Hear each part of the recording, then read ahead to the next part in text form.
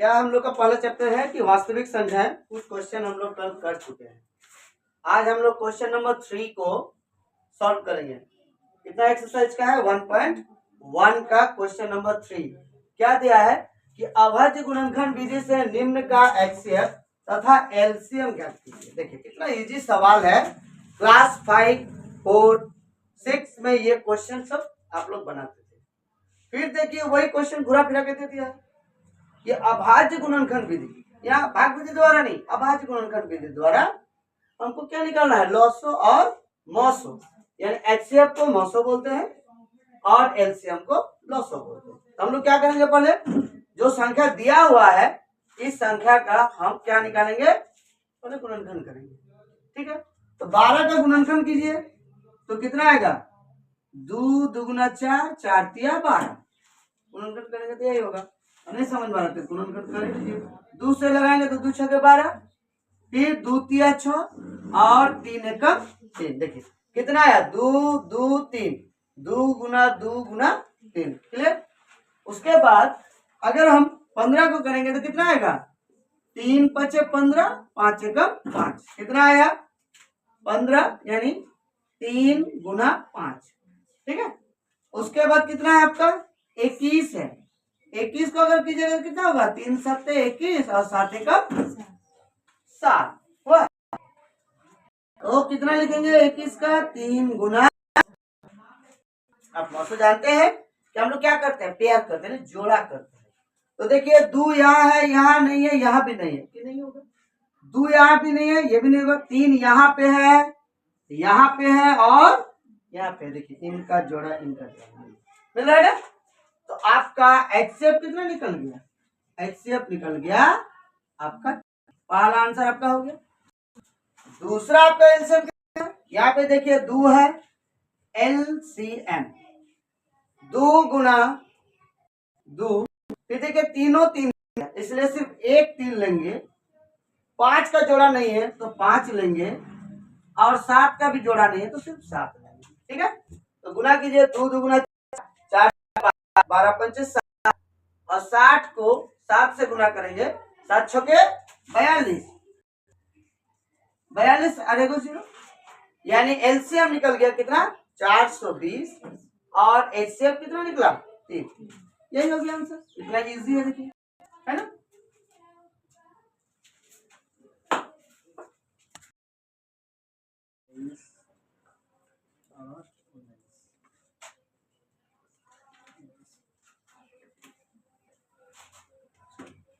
अब question number 2 में दिया है कि 17, 23 और 29 ये जो नंबर है, ये जो संख्या देख रहे हैं, ये संख्या आपका सबके सब अभाज्य संख्या, अभाज्य संख्या। क्यों?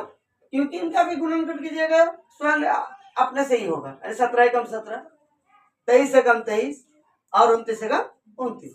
इसको पहले हम लोग क्या करेंगे? पहले इससे निकालने के लिए 17 एकम 17, 23, 29 एक 29। एचसीएफ अगर निकालेंगे तो एचसीएफ में क्या मिल रहा है? यही मिल रहा है, बाकी ये मिल रहा है? नहीं मिल रहा है। जब नहीं मिल रहा है तो क्या करेंगे? तो कितना हो गया? 1। क्लियर? अब एलसीएम क्या करेंगे? 17 गुना 23 गुना 29। इन तीनों को, दोनों को गुना कीजिए, 23 और 17 को। 7 या 21, 2 7 2 2 16, 3 एकम 3, 2 एकम 2, 1 9 3। फिर कितना? 29, 9 एकम 9, 27, 35, 2 एकम 2, 2 9 18, 2 3 6 1 7, 9 3 13। आंसर देखिए 3 3 9। ये हो गया आपका एलसीएम। ठीक है, बाकी जो 3 नंबर है वो आप लोग बनाइएगा। ठीक है,